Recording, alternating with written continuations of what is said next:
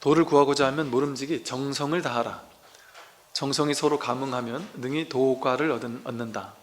그러므로 수행자는 지극한 마음으로 정진하라. 만일 지극한 마음으로 정성스레 구하면 반드시 얻는다. 이게 되게 중요한 말이에요. 도를 구하고자 할 때는 정성스러운 마음, 간절한 마음, 진지한 자세, 간절함, 정성스러움, 이게 중요한 거예요. 이게 도에서 나온 말이거든요. 간절한 마음으로, 정성스러운 마음으로. 이게 근데 이거를 이제 기복불교에서 너무 가져다 써버려가지고 우리는 이런 얘기는 기복불교에서나 있는 건 줄 알거든요. 기도할 때는 간절히 기도하고 정성스럽게 정성을 다해서 해라. 그러니까 부처님 전에 뭐 공약물 올릴 때는 전날부터 목욕제기하고 과일을 잘 쌓아 올려가지고 다 공손하게 두 손으로 받들고 천천히 법당 들어가서 부처님께 삼배를 하고는 다 공약 올리고 정성스럽게 이렇게 올리고, 부처님 전에 올리는 과일은 싼 과일 안 된다. 비싸고 좋은 과일, 가장 좋은 과일로. 왜? 정성이 담기려면 그만큼 좋은 과일을 갖다가 좋은 걸 이렇게 정성을 다해가지고 이렇게 정성스럽게 갖다가 다 올리고 정성스러운 마음으로 해라. 이런 정성스럽게 기도하고 간절히 기도하고 해라. 이렇게 하잖아요. 근데 그 간절히 정성스럽게 하라는 말이 도에서 나온 말이에요. 기도를 그렇게 하라는 게 아니라, 기도도 그렇게 해야 되겠지만, 근데 이제 이게 기도를 그렇게 할 때는 좀 위험한 이유가 뭐냐 하면, 기도는 너무 간절하고 너무 정성스러우면요, 그게 어긋나기가 쉬워요. 이게 한 끗 차이거든요. 한 끗 차이. 그러니까 기도를 간절하게 해야 되는 것도 맞는데 그게 어긋나기 쉬운, 강력하게 어긋날 확률도 있어요. 그게 왜 한 끗 차이냐면, 기도라는 건 뭐냐면 내가 원하는 걸 얻게 해주세요 이거잖아요. 부처님이 법이 원하는 거는 지금 이대로거든요. 근데 내가 원하는 건 지금 이대로가 싫고 다른 걸 원하는 거잖아요. 그러니까 내가 원하는 대로 해주세요는 뭐냐면, 부처님 당신이 시키는 거 안 하고 난 내가 시키는 거 하겠어요 이거잖아요 사실은. 그러니까 부처님 말고 내 말, 부처님 말 말고 내 말 이루어지게 해주세요, 이걸 간절하게 원하는 거잖아요. 그러니까 자기 생각을 간절하게 원하는 거잖아요. 그러면 이게 너무 과도하게 간절해지면 어때요? 어떨 때 과도하게 간절해지죠? 절대로 이건 이루어져야 될 때, 그죠? 예를 들어 여러분이 집착이 너무 심한 거, 자식이 이 정도 대학 이상은 무조건 가야 돼요 이런 사람, 이 사람은 너무 간절해요. 대충 간절하지 않아요. 근데 예를 들어 여러분들, 아이 자식 뭐 대학 좋은 데 가도 좋고 안 좋은 데 가도 좋고, 그거야 뭐 자기 하는 것 따라 다른 거지, 애를 뭐 그렇게까지 그럴 필요 있나, 좋은 데 가도 되고 안 좋은 데 가도 되지. 그런 사람은 간절하게 기도하겠습니까? 대충 기도하지? 아니 안 그러겠어요? 백일 기도 대충 한다니까요. 그렇게 간절하지 않아요. 부처님께 그냥 그 기도하는 동안은 그냥 하겠지만 대충 기도한다니까요. 그 성격 좋은 사람, 진짜 지혜로운 사람은 대충 기도하는 사람이에요. 근데 너무 집착이 강렬하고 강해가지고 반드시 이루어져야 되는, 막 이거 이루어지지 않으면 내 인생 끝장난다라고 생각할 정도의 과도한 긴장과 집착에 들어가는 사람은 어마무시하게 간절하고 정성스럽게 기도하거든요. 그 사람은 그거 안 이루어질 확률이 훨씬 높습니다. 왜냐하면 집착하는 게 과도해지면 그 집착은 이루어질 수가 없어요. 그 법칙과도 같아서. 이게 뭐와 비슷하냐면, 여러분이 누가 나를 좋다고 따라올 때는 괜히 기분이 좋아요. 근데 나에게 스토킹 하듯이 막 미친 듯이 집착하면 갑자기 마음이 뚝 떨어지잖아요. 갑자기 싫어지잖아요. 왜? 집착을 하면 그 집착을 받는 사람은 그걸 밀어내게 돼 있어요. 그게 우주의 법칙 비슷해요. 돈을 난 최선을 다해 열심히 벌겠습니다. 그러나 막 집착은 없다. 벌릴 수도 있고 안 벌릴 수도 있는 거지 뭐. 그러나 난 최선을 다한다. 그런 사람은 돈이 벌릴 확률이 더 높아요. 근데 나는, 그래서 여러분 저한테 와서 상담하시는 거사님들 중에 주식을 해가지고 돈을 완전히 날렸던 분이, 날렸는데 날리고 나니까 이게 아내에게도 미안하고 막 미안하니까, 또 이게 빚져가지고 주식한 것 때문에 이 사람들 갚아야 될 게 너무 미안하니까 더 큰 욕심이 드는 거예요. 그래서 이 주식 때문에 이제 이걸 갚아야 되니까 더 큰 빚을 져가지고 주식을 또 하시는데 제가 고사님 주식으로 날린 돈을 이걸 딸라고 더 큰 빚을 져서 하면 되겠어요? 그러니까 주식을 하시려면 제 생각에는 예를 들어 내 재산이 10이다 그럼 한 1, 2 정도 가지고 1, 2, 3 뭐 이 정도, 이거 있어도 그만 없어도 그만이다 하는 돈이 있으면 그거 가지고 하시면 몰라도 이렇게 막 끌어가지고 하면 되겠습니까? 그랬더니 뭐라 하시냐면, 스님 지금 제가 주식으로 진 빚을 갚으려면 저한테 있는 돈 10분의 1 가지고 해가지고는 100년을 해도 못 갚습니다. 한 방 크게 투자해야 크게 벌 수 있습니다. 그 생각을 포기할 수 있을까요? 포기 절대 못해요. 그분은 제가 아무리 얘기를 해도 포기 안 해요. 그럼 저를 설득하더라고요. 제가 설득당할. 어떻게 설득하시냐면, 스님 생각해 보세요. 스님이 그냥 가만히 생각해 보세요. 지금까지는 주식하기에 되게 안 좋은 시즌이어가지고 제가 돈을 이렇게 날렸습니다 이래요. 그래서 그렇군요. 그랬더니 근데 스님 지금 저보고 하지 말라고요?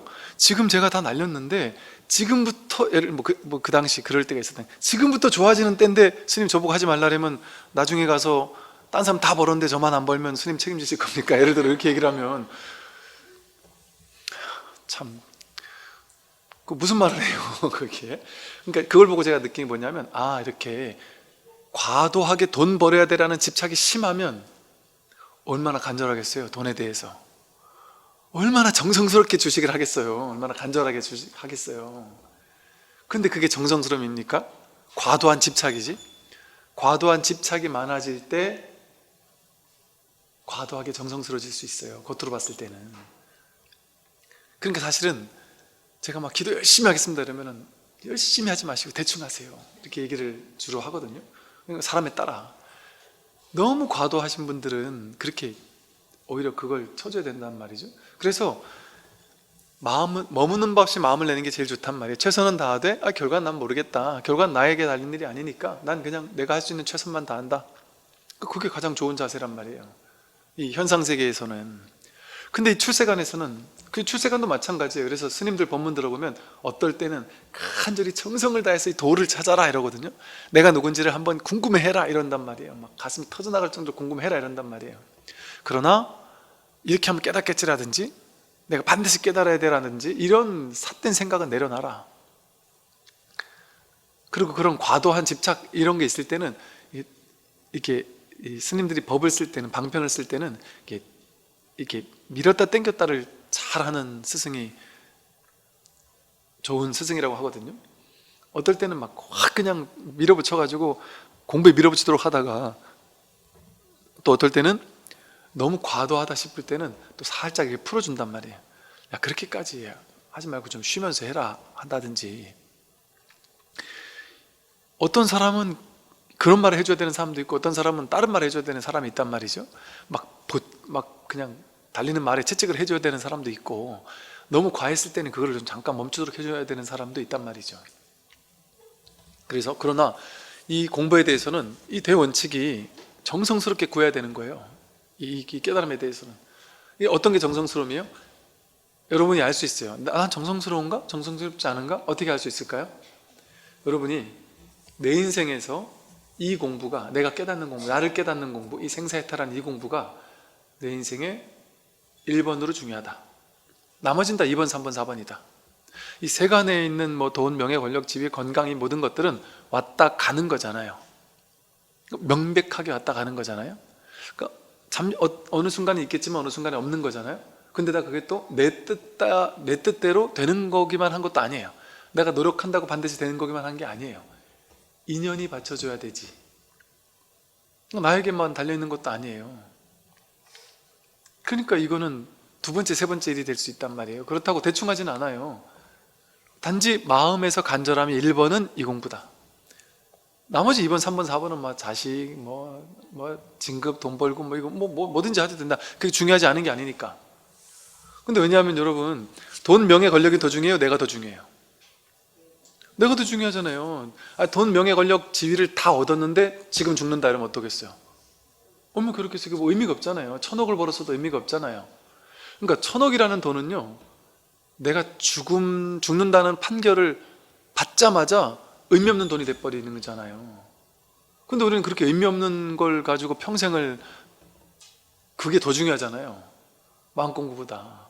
마음 공부는 그렇게 천억 같은 이렇게 순식간에 의미 없어지는 이런 공부가 아니라니까요. 이 마음 공부는. 그렇지 않나요? 돈, 명예, 권력, 지위 뭐 다 그렇잖아요. 건강 다 그렇잖아요. 순식간에 의미 없어진다니까요. 근데 이 공부는 전부예요. 전부. 이 공부를 제가 이제 이 말이 여러분 오해해서, 아, 스님이 좀 과하네, 불교 공부하라는 얘기를 뭐 저렇게까지 해? 아니, 당연히 내가 내 일을 먼저 해야지. 내 남편, 자식 키우고 돈 벌고 가족 지키고 이걸 먼저 해야지. 그러면 가족 다 내팽개치고 절에 와서 막 일본으로 살란 얘기야? 이렇게 오해한단 말이에요. 제가 뭐 여러분한테 뭐 절에 와서 봉사해라거나 뭐 이것저것 하라 뭐 이런 얘기를 한 적이 있습니까? 오히려 우리 절은 와서 봉사하겠다는 사람이 너무 많아가지고 죄송합니다 하면서, 저희 절은 봉사자 안 받습니다 그럼 막 화를 내며 짜증을 내면서 그때 그러냐면서 뭐 이런 분도 계신다니까요. 아니, 그럼 와서 알아서 청소 그냥 봐서 지저분한 거 청소해 주시면 돼요. 그럼 마음껏 하시면 돼요. 그냥 이렇게 한단 말이에요. 그런 걸 뭐 절에 가서 막 집안 내팽개치고 절에만 가서 있으란 얘기가 아니잖아요. 불교 공부하라는 얘기도 아니잖아요. 절에 와서 뭘 갖다 바치라는 얘기도 아니잖아요. 불교하라는 얘기 아니에요. 제가 하는 말이 지금. 여러분 자신 다 내팽개치고 가정 내팽개치고 불교를 1등으로 알아라 이 소리 아니라니까요. 자기 괴로움. 반드시 우리는 늙고 병들고 죽을 거잖아요. 그거 어떻게 할 거예요? 그때 가서 늙고 병들고 죽는 죽음의 신을 대적할 힘이 있습니까? 지혜가 있습니까? 그거 없잖아요. 명백하잖아요. 그러니까 이게 진짜 자기가 더 중요하지, 어떻게 나에게 왔다 가는 게 중요하겠어요. 내 몸도 왔다 가고 자식도 왔다 가고 남편도 왔다 가고 가족도 왔다 가고 돈, 명예, 권력, 지위 다 왔다 가잖아요. 근데 이 왔다 가지 않는 이 한 물건이 나의 뿌리일 뿐 아니라 내 자식을 진짜 살리는 일이고 내 남편을 진짜 사랑하는 일이고 일체 중생을 구제하는 일입니다. 이거 가족 내팽개치는 일이 아니에요. 가족을 진짜 구제하는 일이에요. 부처님이 가족 버리고 자식 고향 버리고 왕이 되지도 못하면서 다 버리고 떠났단 말이에요. 결국 버리고 떠났기 때문에 고향 마을 속가족이 멸망까지 했단 말이에요. 그럼 우리가 전부 다 그런 사람은 우리가 왜 이렇게 2500년 지난 지금까지 따르겠어요? 겉으로 본 그 모습을 보고 따르는 게 아니잖아요. 부처님이 출가한 것 때문에 가족들이 속가족이 멸망했다 하더라도 부처님이 그들을 구제 안 한 걸까요? 부처님이 깨닫자마자 일체 중생을 구제한 거라니까요. 더 놀라운 일이라니까요. 더 근원적인 일이라니까요. 왜냐하면 부처님이 출가하든 안 하든 어차피 죽을 사람은 죽었을 거거든요. 어차피 일어날 전쟁이 일어났을 것이고 인연 따라 오고 갈 거는 오고 간단 말이에요. 그러니까 부처님의 출가가 위대한 것이, 그렇게 버리고 떠나는 것이 위대한 것이, 부처님 출가할 때 뭐라 했었냐면, 나는 버리고 떠나는 것이 아니다. 나의 출가의 목적은 버리고 떠나기 위한 목적이 아니다. 나의 목적은 되돌아오기 위한 목적이다, 이런단 말이에요. 부처님이 우리를 버리고 떠나기 위한 목적이겠습니까? 그러면 우리 앞에 다시 왔겠어요? 작은 걸 버리고 떠나가지고 진짜 큰 걸 얻은 다음에 일체 중생에게, 지금 2500년이 지난 우리에게까지 법이 전해지도록 우리 옆에서 우리에게 법을 전해줬잖아요. 이게 어떻게 버리고 떠난 거예요? 진짜 우리에게 돌아온 거지.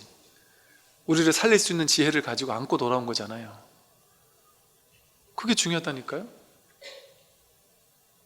그러니까 탐진치 삼독을 가지고 평생 업짓는 삶을 살면서 평생을 사는 게, 자식 남편하고 평생을 그렇게 업만 짓기만 하면서 사는 게 더 중요하겠습니까?